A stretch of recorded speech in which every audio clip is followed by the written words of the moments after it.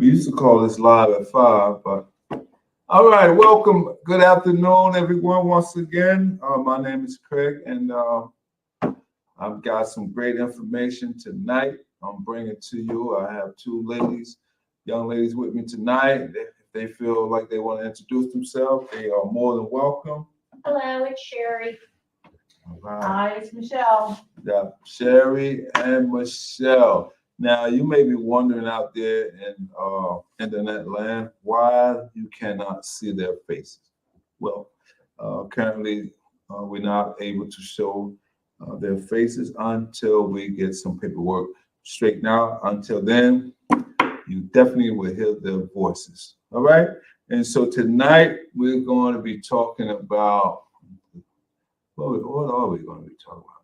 10 tips to help family members of addicts cope. All right, this is our family support group. And so we're going to talk about 10 tips. And this article is brought to us by the recoveryvillage.com. All right, so without further ado, so if this article starts off by stating 10 tips for families dealing with an addict. Addiction can happen to anyone, even in loving families.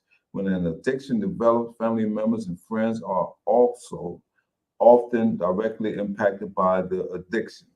That's why, in addition to taking steps to help get your loved ones into a treatment program, it's important for family members and friends who have a good understanding of addiction while also continuing to take care of their own health. This helps you provide the love and support the addicted person needs in order to heal. Here are 10 tips that can help. All right. And so, whoever may be watching this, you may be familiar with some of the 10 tips that we're going to cover. However, it's very important to always remember and have a refresher. So, the first one we want to begin to start off, and that is number one, learn as much as possible about addiction. All right, let me read that again. Learn as much as possible about addiction. Education can help families escape the blame game rather than believing that the person's addiction stems from weakness, willfulness, or stubbornness. It might be helpful to understand how it actually stems from changes within the brain. Understanding that addiction is not a choice might help you let go of anger and resentment you may be feeling about your loved one's addiction, right? And so the goal here is to support every family that may be struggling with some type of addiction or some type of recovery. All right. So this article further states there are many online resources that can help families learn about addiction. Most bookstores also offer a wide selection of books about the chemistry of addiction and the science behind addiction treatment. Additionally, every day, research teams are conducting in-depth studies about drugs. They're learning more about how substances interact with the cells inside the brain. And they're using that knowledge to develop new treatments that might one day either treat or prevent addiction. Wouldn't that be great? Huh? All right. That's the sort of knowledge that can help boost a family's sense of hope. With each advancement, you can feel more confident that the addiction can be treated and conquered. And so that's some good news. That's some great news. If we can find something that can assist us in the long term, and so they come up with the harm reduction process.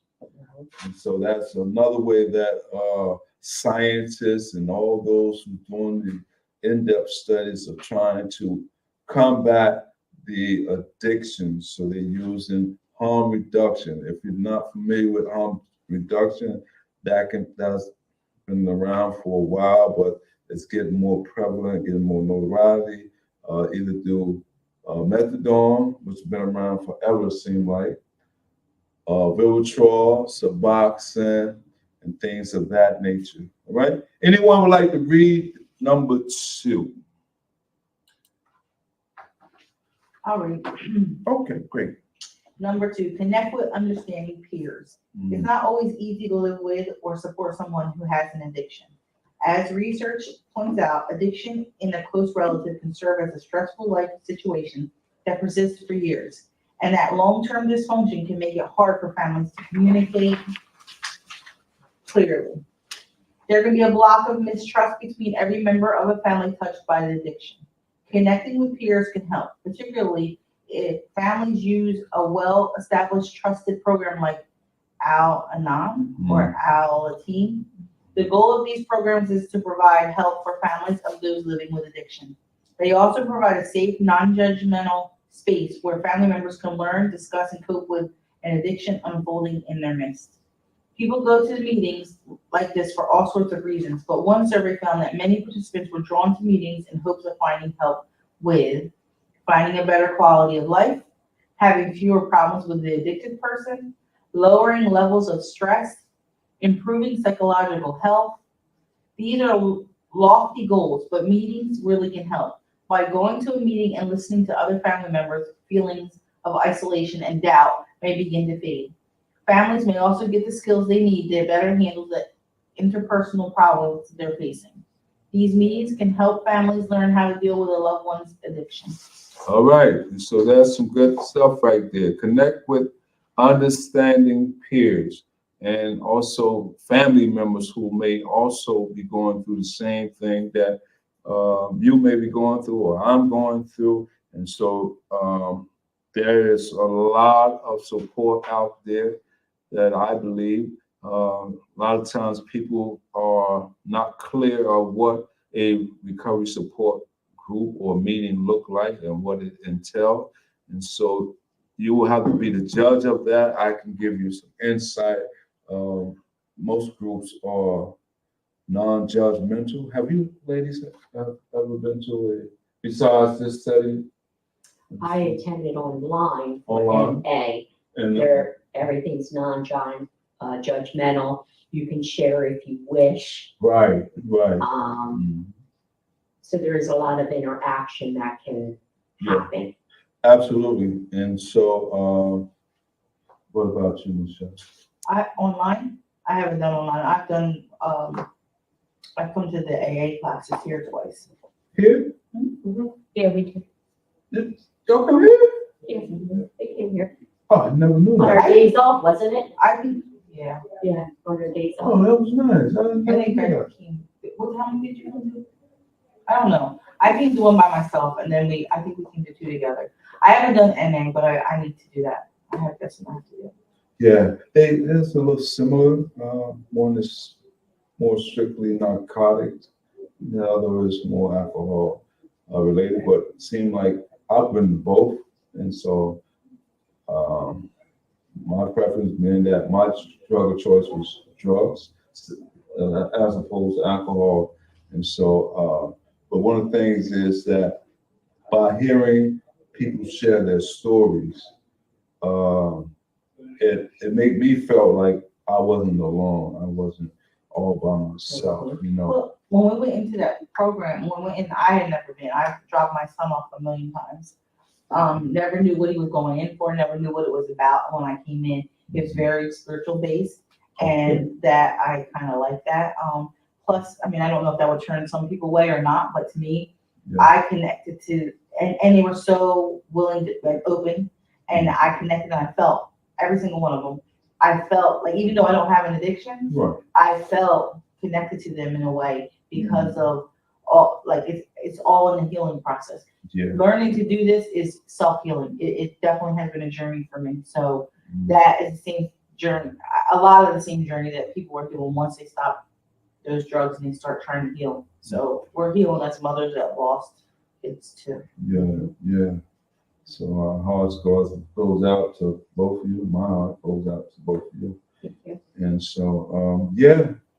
And so there are many pathways to recovery. And so You may hear people say, uh, find your higher power, whatever that is, connect. And so my pathway to recovery is through my higher power. And so it's spiritual based, which you was making mention of. So, and so people, they incorporate AA, as the article talked about Al-Anon, and then it said Alantine, and so those are other recovery support groups that people can look into. So I apologize if I turned sideways or turned my back to the camera, but I just like to engage with these young ladies because they are very supportive and they have a lot of information, valid information. So we're going to move on. All right. And so, Sherry, would you like to read number 3? Yes, number 3, go to family therapy sessions. Spouses, siblings, and parents of people with addiction often observe many of the consequences of their loved one's substance use. Many people have a hard time talking openly about the behavior that's harming them, so they say nothing. Family members can also become distant if they're tired of fighting with their loved ones. They may blame themselves when the addiction persists or blame the addicted person for their unhappiness. These silences and blame games can hold a family back from getting help. Family members may not have the tools on their own to assist someone in active recovery, and they may not have the energy to help themselves.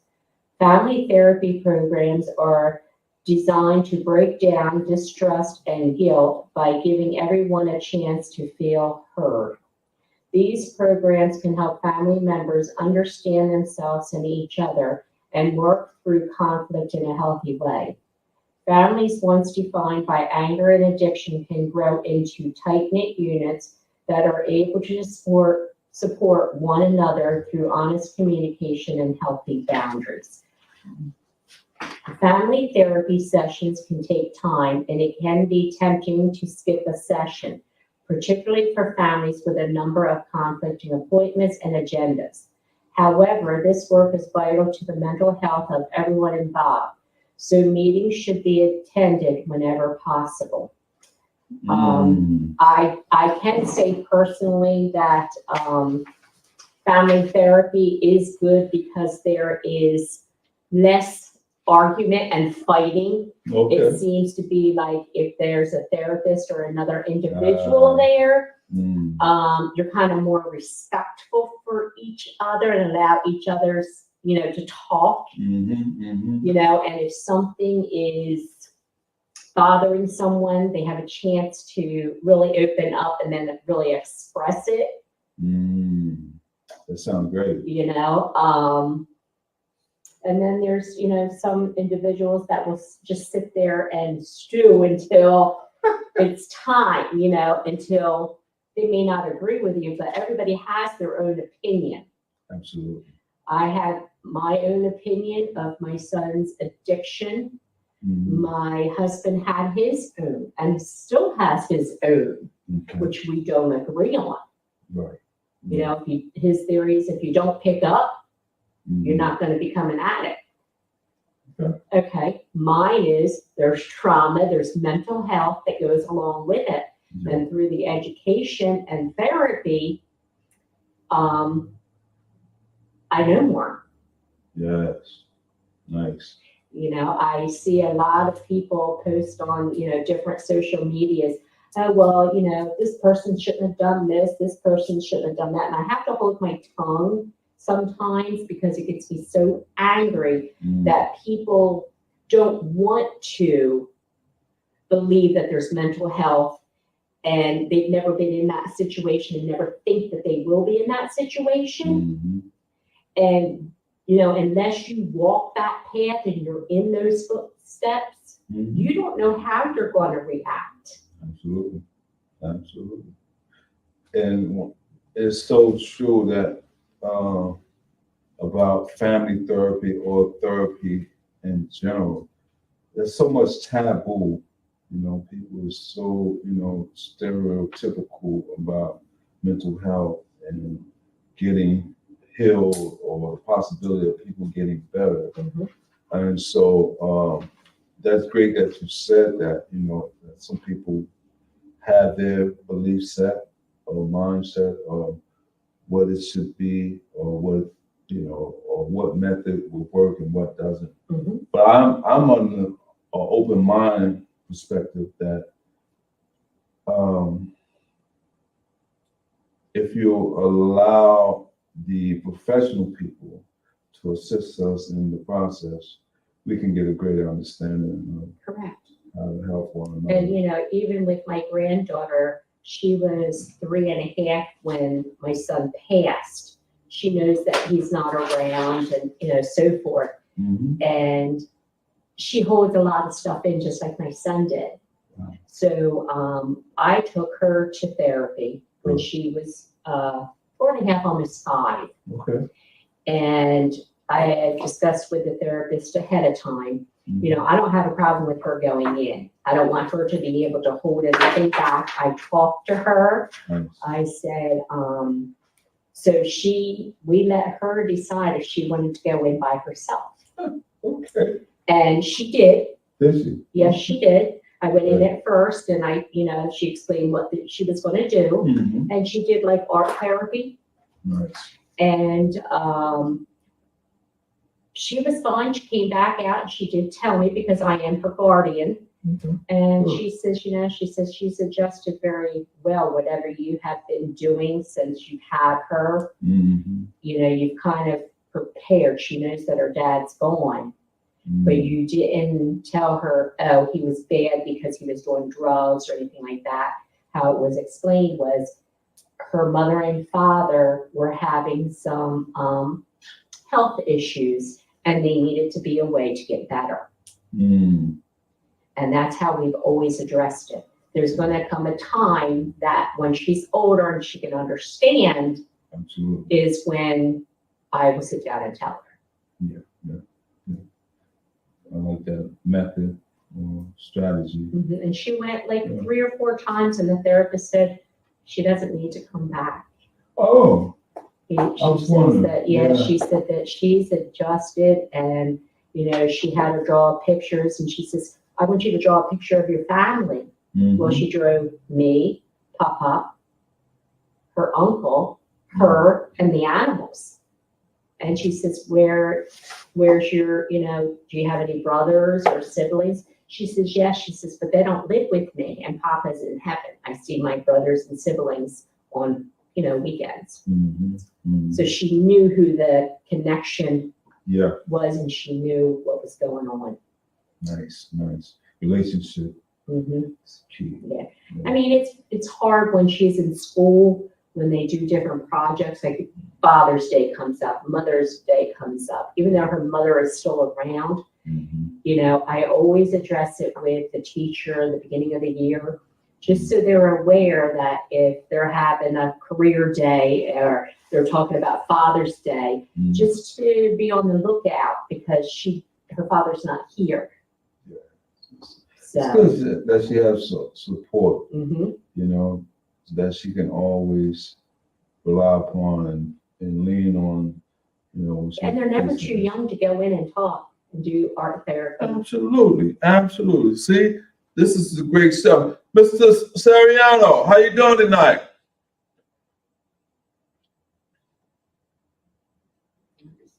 Turn your mic on for me.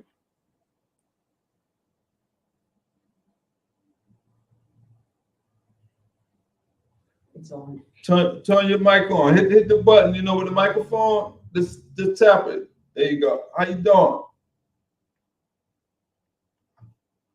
It ain't working? I don't know what's going on with this phone. Oh, at the bottom of your screen, you line them up on your screen. Well, it says must say your backstage, only the host can see you. The host may add you to stage at any time. Be ready. I don't know what that means. Mike got to figure that out because I never So you see can that. add him so he can talk. Adam, so you can talk, right? Okay, let's see. I'm gonna try to add you so you can talk. Okay, edit mic setting. Okay, what did I say? Reduce mic. Automatically adjust mic volume. I don't know. All right, man. I'm glad you're on anyway. So we'll figure. That's some good information. Thank you for sharing You're that. welcome. Yes, and so we're on. We're talking about 10 tips to help family members of addicts. All right, and so we're on number 4. I'm gonna go back to number 4, and I'll do some reading. Lucky me, I get the short one, huh? I think you had that. Yeah, I do. Nah. All right, so we're on number 4. Prepare meals and eat them as a family. Now that's something, when I first read that, I said, well, I don't know how many family members still do that. We weren't, just because of everybody's different schedule, Right. but it's usually my husband, me, and Addie. We always sit down at the table. Oh, okay. And I'll That's say, great. well, how was your day? Or, hey, Addie, what'd you do in school? Nothing. It's always the same response. But we try to, yes. Yeah. And now she's into, oh, can I do dishes? Can I sweep? I said, I heard that last when you get older. That's nice. And so, so that's something that it's good to know that still goes on in households of family. Prepare meals and eat them as a family. So the article says, in today's modern, chaotic world, it's all too easy to eat separately. That is so true. One partner grabs a burger on the way home, the other snacks on the salad at work, and the kids heat up ready-made food they can find in the freezer. When I came up, it was TV dinners. All right, and so that was one of the my mother called it Playboy meals or Playboy dinner. I said, "You gonna eat one of Playboy?" Now I'm going to look at them totally different. So the article goes on to say, a family meal allows everyone to reconnect at the end of a day that may have been stressful, lonely, or upsetting. Each meal helps build upon the work done in family therapy, and the ritual of eating together can promote a sense of common ground and togetherness. The activity doesn't have to stop at the table either. Spending time making the meal together or cleaning up afterward can increase the benefits. Even one meal together per week can have a significant impact. It's good. That's good to know. That togetherness, or because a lot of times there's so much going on, especially in this fast-paced world of internet, gaming. As the article says, busy schedules. Someone may grab a burger on the way home. Sports. Sports, things of that nature. Yeah, and so It takes away from their family time. Mhm. I know the dynamics of our family changed when we lost my son to addiction. Now we used to always eat as families, as a family together. That was one thing we've always done. He died at 22, so when he left, his brother was 6 years younger, and then his sister was 8 years younger, and everything changed. Like everybody kind of suffers alone. yeah, So they go to their rooms. They don't they grab something, so they don't have to. We don't have to sit together and, I guess, reminisce, or maybe there's a chance that something might come up because of that, because everybody's suffering alone. yeah. So I realized that more recently than before, because we now might have my grandson, and my daughter's been with us too, with my daughter. But we'll sit around and I'll have 2 babies sitting there, 2 grandchildren sitting there. And I'm like, this is how it was when my kids were little. And my daughter won't be there. She'll be upstairs, or she'll be, and I'm like, wow, life has changed a lot because of one traumatic situation. Yeah. Yeah. I know at our table, I'm one of the lucky ones because I don't cook when I get home. Okay. My husband gets home before me, so Uh-huh. he cooks. He cooks. That's I clean up after dinner. She's spoiled. good. Uh-huh. So, then there's 2 days a week that, I'm here and we don't sit down because of karate lessons or whatever. So it's a quick meal. And that has, kind of worked for us. And I do know that, I think it was this past week. Yeah. Addie didn't want to eat what my husband cooked. She's very picky on things. She's always been that way. He made noodles with hamburger and stuff. Yeah. Like a hamburger helper, but it was homemade. Oh, yeah, nice. So she refused to eat it because number one, the color. And I said, and I'm the one that always brings up her father's name. I'll say, your papa, when he was younger, he loved this. Unless I bring up his name, nobody else will say anything. Like my husband finally said, oh yeah, and shepherd's pie, he loved that. So she finally ate a noodle and a half. And that was it. That was it. Huh? That was it. Ain't that something? And she didn't eat the rest of the night. She's very, yes. Yeah. Mm-hmm. Very interesting. A noodle and a half. Yeah, a noodle and a half. Well, kids, gonna be kids. Did she eat any dessert? Anything? No, she wasn't allowed. Oh, that's right. A little discipline. That's right. That's right. Either you eat your meal, no dessert. Old school. That's old school. I'm not saying that happens all the time. Right. It's just that she So knew. be 'Cause aware. I said, you have to try different things. If you don't try different things, you're not going to know. Absolutely. Yeah, you're right. You're right. And so, great stuff, great information, good info. And so I'm glad that we're able to share all this good, valuable information. So number 5, I'll read number 5. I'll give you ladies a break. You've been working all day. And so I'm not going to apply too much pressure on you. All right. I was ready, but. You was ready? Yeah, I was ready. Go for it. That's a long one, too. Yeah, that's why I said, nah, don't be like that, Craig. No, Michelle can read it. Though. She's been out for a couple days. Yeah, she ain't been around for a couple of days. We'll take it easy on her, and so that she get back into the flow. Number 5, manage expectations.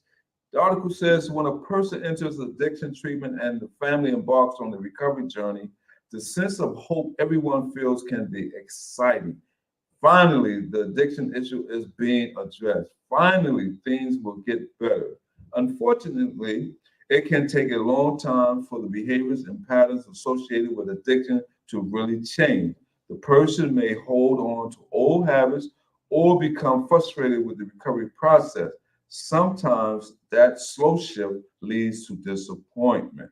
Okay, and so we have to be prepared for relapse.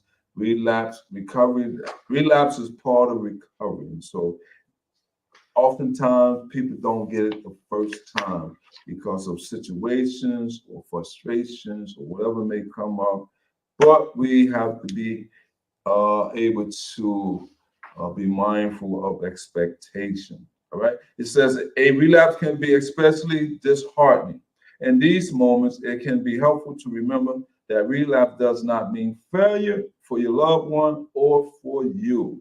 Addiction is a chronic disease, making relapse a normal part of recovery. While steps can be taken to help prevent a relapse, recovery is a lifelong journey of ups and downs, not a single event. It is also important to manage expectations for yourself and other family members. It takes time and effort for relationships to heal. Families in every recovery may make mistakes, and they may not be their ideal self, but they can still enjoy their time together and actively support one another. Even if things aren't perfect, they can still be more meaningful as you work together toward a drug-free life. Okay? And so that was number 5. And so we made it halfway through successfully. I'm glad you logged back on, Mr. Serrano. How you feeling, man? You okay? All right, good. I see me and you have to do sign language. Oh, man. Well, ladies, thank you so much for helping me get through this part. Halfway through. We did 5 of the 10. And so if you would like to retrieve this article, please go online once again and retrieve this article, therecoveryvillage.com. And so we try not to make this a stressful recovery support. We'd like to be an enjoyable, informative recovery support group. And so until the next time, take care of yourself, stay safe, and I'll see you next time, Mr. Serrano. Take care.